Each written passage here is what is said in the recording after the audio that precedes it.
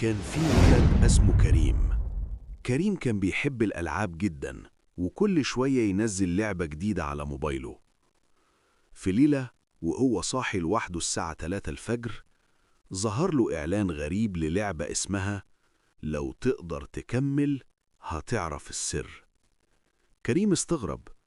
اللعبة ما كانتش معروفة ومفيش عليها أي تقييمات، لكن فضوله خلاه يحملها.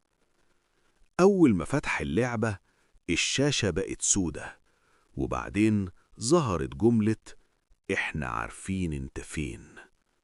كريم ضحك وقال أكيد مقلب، وبدأ يلعب.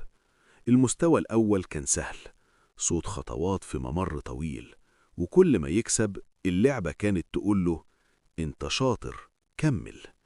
لكن بعد شوية اللعبة بدأت تسأله أسئلة غريبة. انت قاعد في أوضة لونها ايه؟ مين نايم جنب الأوضة؟ الشباك عندك مفتوح ولا مقفول؟ كريم وقف لعب فجأة.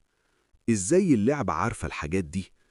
حاول يقفلها، لكن الموبايل علق، وفجأة طلع من السماعة صوت واطي بيقول بص وراك. كريم اتجمد، قلبه بقى بيدق بسرعة، وببطء بص وراه. مفيش حد. رجع بص للموبايل، فلقى جملة جديدة ظهرت على الشاشة: المرة دي نجيت.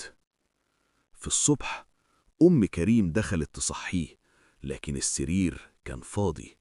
الموبايل كان موجود على المخدة، واللعبة مفتوحة، وعلى الشاشة آخر رسالة: تم إضافة لاعب جديد. ومن يومها كل اللي يفتح اللعبة دي بالليل يسمع نفس الصوت. وما تنساش تعمل اشتراك في القناة وتفعل زر الجرس ليصل كل جديد.